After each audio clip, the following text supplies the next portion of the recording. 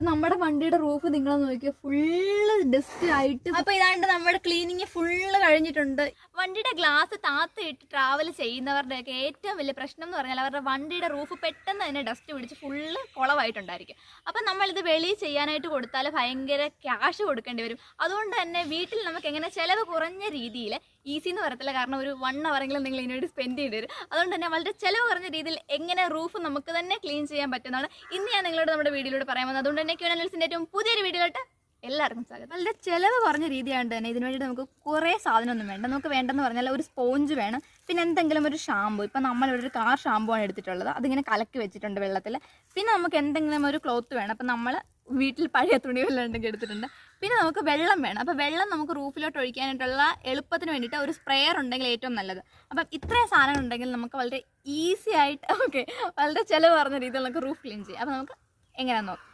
ഇങ്ങനെ ക്ലീൻ ചെയ്താൽ പ്രോപ്പറായിട്ട് സംഭവം ക്ലീൻ ആയി കിട്ടുമോ എന്ന് നിങ്ങൾക്ക് ഡൗട്ട് ഉണ്ടെങ്കിൽ ഇങ്ങോട്ട് നോക്കിയാൽ മതി. ഇത് നമുക്ക് മൊത്തം നമ്മൾ ക്ലീനിങ് ആയിട്ടില്ല, എന്നാൽ പോലും വ്യത്യാസം ഞാൻ കാണിക്കാണ്ടാണ് കേട്ടോ. ഇത് നമ്മൾ ജസ്റ്റ് ഒന്ന് ക്ലീൻ ചെയ്തിട്ടുണ്ട്. ഇങ്ങോട്ട് നോക്കുവാണെങ്കിൽ നമ്മൾ ഒട്ടും ക്ലീൻ ചെയ്തിട്ടില്ല. ഇപ്പോൾ തന്നെ നിങ്ങളുണ്ട് ഇവിടെ ഒരുമാതിരി പുഴുക്കുത്ത് പിടിച്ചോളാണ് ഇരിക്കുന്നത്. പക്ഷേ ഇതിപ്പോൾ നമ്മൾ കുറച്ച് തന്നെ ഒന്ന് പിടിച്ചപ്പോഴത്തേനും അത്യാവശ്യം നല്ല പോലെ അത് ക്ലീൻ ആയിട്ടുണ്ട്. അപ്പം നമ്മളിതിപ്പോൾ എന്താ ഇങ്ങനെ കണ്ടെന്ന് വെച്ചാൽ നമ്മൾ ശരിക്കും ഇത് ക്ലീൻ ചെയ്തുകൊണ്ടിരുന്നതിൻ്റെ ഇടയ്ക്കാണ് എന്നാൽ പിന്നെ ഇതൊരു വീഡിയോ ആയിട്ട് ഇട്ടാൽ നിങ്ങൾക്കും കൂടെ യൂസ്ഫുൾ ആയിരിക്കുമല്ലോ എന്ന് നമ്മൾ വീഡിയോ എടുക്കാനായിട്ട് വന്നത്. അതാണ് നമ്മൾ ഇത്രയും ക്ലീൻ ചെയ്തിട്ട് നിങ്ങൾ കാണുന്നത്. ഇപ്പം നമ്മുടെ വണ്ടിയുടെ റൂഫ് നിങ്ങൾ നോക്കിയാൽ ഫുള്ള് ഡസ്റ്റ് ആയിട്ട് മൊത്തം കുളമായിരിക്കുകയാണ്.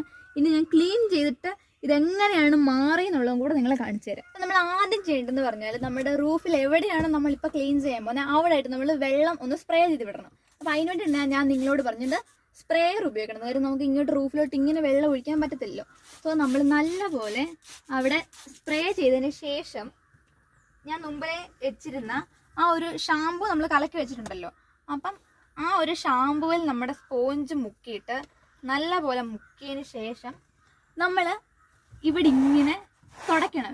തുടയ്ക്കുമ്പോൾ ശ്രദ്ധിക്കേണ്ട ഒരു കാര്യം എന്ന് പറഞ്ഞാൽ ഇപ്പം ഞാൻ ഈ ഡയറക്ഷനിലാണല്ലോ ഇതിങ്ങനെ തുടയ്ക്കുന്നത്.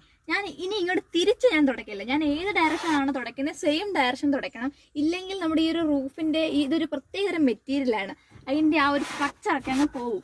സോ ഇത് നമ്മൾ നല്ലപോലെ ആഞ്ഞ് തുടയ്ക്കണം കേട്ടോ, എന്നാലേ നല്ലൊരു പോത്തുള്ളൂ. അത് നമുക്ക് ചെയ്യാനായിട്ട് എവിടെയൊക്കെയാണ് പാടുള്ളത് അവിടെ നമ്മൾ ആദ്യം ചെയ്യുവാണെങ്കിലുള്ള ഗുണം എന്ന് പറഞ്ഞാൽ ആദ്യം ആയതുകൊണ്ട് തന്നെ നമുക്ക് കുറച്ച് എനർജി ഒക്കെ കാണുമല്ലോ.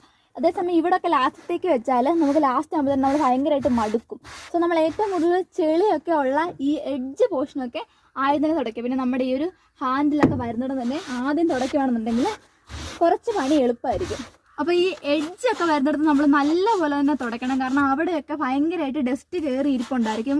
അതുപോലെ തന്നെ നമ്മുടെ ഈ ഒരു ബീഡിങ് ഒക്കെ വരുന്നതിൻ്റെ ഈ ഒരു സൈഡൊക്കെ നമ്മൾ നല്ലപോലെ തുടയ്ക്കാനായിട്ട് ശ്രദ്ധിക്കണം. നമ്മൾ ശ്രദ്ധിക്കേണ്ട വേറൊരു കാര്യം എന്ന് പറഞ്ഞാൽ നമ്മൾ ഈ ഒരു റൂഫ് ക്ലീൻ ചെയ്തതിന് മുന്നേ തന്നെ നമ്മുടെ ഈ ഒരു സീറ്റൊക്കെ എന്തെങ്കിലും വെച്ചൊന്ന് കവർ ചെയ്യുവാണെന്നുണ്ടെങ്കിൽ നല്ലതായിരിക്കും. കാരണം ഇല്ലെങ്കിൽ നമ്മൾ ക്ലീൻ ചെയ്യുന്നതിൻ്റെ ഇടയ്ക്ക് വെള്ളവും അതുപോലെ തന്നെ ഈ പതയൊക്കെ ഡയറക്റ്റായിട്ട് സീറ്റിലോട്ട് വീണ്ടും വൃത്തിയേടാവും. അപ്പം നമ്മളിതിപ്പം മൂടാത്തതിൻ്റെ കാരണം എന്ന് വെച്ചാൽ നമ്മൾ സീറ്റും കൂടെ ക്ലീൻ ചെയ്യുന്നുണ്ട്, അതുകൊണ്ടാണ് നമ്മളിതൊന്ന് കവർ ചെയ്യാത്തത്. അപ്പം നിങ്ങൾക്ക് സീറ്റൊന്നും ക്ലീൻ ചെയ്യണ്ടെങ്കിൽ ജസ്റ്റ് ഒന്ന് കവർ ചെയ്തിട്ട് നമ്മുടെ റൂഫ് ക്ലീൻ ചെയ്യുക. നമ്മുടെ ഈ ഒരു റൂഫിൽ എങ്ങനെയാണ് ഇത്രമാത്രം വൃത്തികേടാവുന്നതെന്ന് ചോദിച്ചാൽ നമ്മൾ AC ഒന്നും ഇടാത്ത സിറ്റുവേഷൻ നമ്മൾ മിക്കവാറും നമ്മുടെ ഗ്ലാസ് തുറന്നിട്ടായിരിക്കുമല്ലോ നമ്മൾ ട്രാവൽ ചെയ്യുന്നത്. അപ്പോഴത്തേനും ഇതിൻ്റെ അകത്തോട്ട് അടിക്കുന്ന ഡസ്റ്റ് ഫുള്ള് മിക്കവാറും ഈ ഇതെന്ന് പറഞ്ഞാൽ ഒരുമാതിരി ഒരു ക്ലോത്ത് ടൈപ്പ് മെറ്റീരിയലാണ്. അപ്പോൾ ഇതേലോട്ട് ഇങ്ങനെ കയറി പിടിച്ച് അവിടെ അങ്ങ് ഇരിക്കും. അങ്ങനെയാണ് ഇപ്പം നിങ്ങൾക്ക് നോക്കിയാൽ കാണാൻ പറ്റും ക്ലീൻ ചെയ്തിടത്തൊക്കെ ഒരുമാതിരി പുഴുക്കുത്ത് പിടിച്ചാലോ കുത്തുകുത്തായിട്ടിരിക്കുന്നത്. അതൊക്കെ ശരിക്കും നമ്മളൊന്ന് കൈയിട്ട് നോക്കിയാൽ മനസ്സിലാകും അതിങ്ങനെ നമ്മുടെ പൊടി ഇങ്ങനെ കൂടിയിരിക്കുന്ന സംഭവം. അപ്പോൾ അത് ക്ലീൻ ചെയ്യാനുള്ള നമുക്ക് വീട്ടിൽ ചെയ്യാൻ പറ്റുന്ന ഏറ്റവും നല്ല മെത്തേഡ് എന്ന് പറഞ്ഞാൽ ഇങ്ങനെ ക്ലീൻ ചെയ്തതാണ്.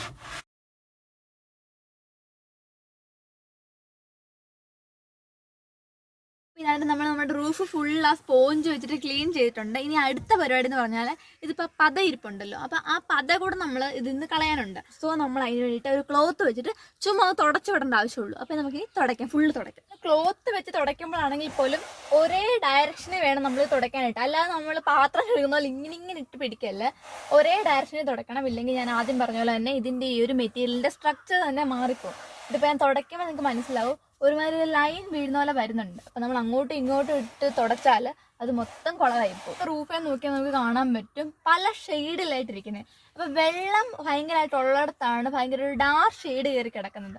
അല്ലാത്തടത്ത് വെള്ളം നല്ലപോലെ വലിഞ്ഞിടത്താണ് നമുക്ക് ഒരു നമ്മുടെ നേരത്തെ എന്ത് കളറായിരുന്നു ആ ഒരു കളറിലോട്ട് വരുന്നത്. അപ്പം പിന്നെയാണെന്നുണ്ടെങ്കിൽ നമുക്ക് നല്ലപോലെ ഒന്ന് ഫുള്ളൊന്ന് ക്ലീൻ ചെയ്തിട്ട് നല്ല വെയിലത്ത് കൊണ്ടിടുവാണെന്നുണ്ടെങ്കിൽ കംപ്ലീറ്റ് ആയിട്ട് വെള്ളം വലിഞ്ഞു പോയിക്കോളും.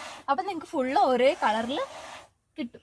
അപ്പോൾ ഇതാണ്ട് നമ്മുടെ ക്ലീനിങ് ഫുള്ള് കഴിഞ്ഞിട്ടുണ്ട്. ഇങ്ങനെയാണ് ഇപ്പം നമുക്ക് ലാസ്റ്റായിട്ട് നമ്മുടെ റൂഫ് കിട്ടിയിട്ടുള്ളത്. അപ്പം നിങ്ങൾക്ക് ആദ്യം ഞാൻ കാണിച്ചാൽ മനസ്സിലാക്കാണല്ലോ, ഫുള്ള് ഇങ്ങനെ ഡസ്റ്റ് ഇങ്ങനെ പിടിച്ചിരുന്നിട്ട് മൊത്തം പുഴുക്കുത്ത് വീണ പോലെ മൊത്തം വേറൊരു കളറിൽ തന്നെ ഇരിക്കുമായിരുന്നു. ഇപ്പോൾ ഇതാണ് നമ്മൾ ഫുള്ള് ക്ലീൻ ചെയ്ത് അത്യാവശ്യം നല്ല പോലെ തന്നെ ക്ലീനായി വന്നിട്ടുണ്ട്.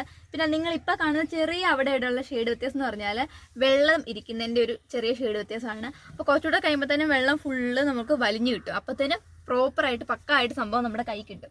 അപ്പം ഇത്രയും നമുക്ക് തന്നെ വീട്ടിൽ കുറച്ച് സമയം മെനക്കെട്ടല്ലോ. അപ്പം ഞാൻ നിങ്ങളോട് ആദ്യം പറഞ്ഞില്ലേ ഒരു 1 hourൽ അടുത്ത് പിടിക്കുന്നത്. പക്ഷേ ഇപ്പം ഞാൻ ചെയ്തിട്ട് അത്ര ഒന്നും പിടിച്ചില്ല കേട്ടോ. അതിന് മുന്നേ തന്നെ ഒത്തിരി പെട്ടെന്ന് തന്നെ നമുക്കിത് ഫുള്ള് കംപ്ലീറ്റ് ആയിട്ട് ചെയ്ത് തീർക്കാനായിട്ട് പറ്റിയിട്ടുണ്ട്. അപ്പം ഞാൻ ഇന്ന് ഈ വീഡിയോ എടുക്കുന്നതിൻ്റെ ഒരു കാര്യം എന്ന് പറഞ്ഞാൽ വെളിയിൽ കൊടുത്ത് ചുമ്മാ നമുക്ക് റൂഫ് ക്ലീൻ ചെയ്യുന്നതിന് വേണ്ടിയിട്ട് കാറ്റ് കളയേണ്ട ആവശ്യമില്ല.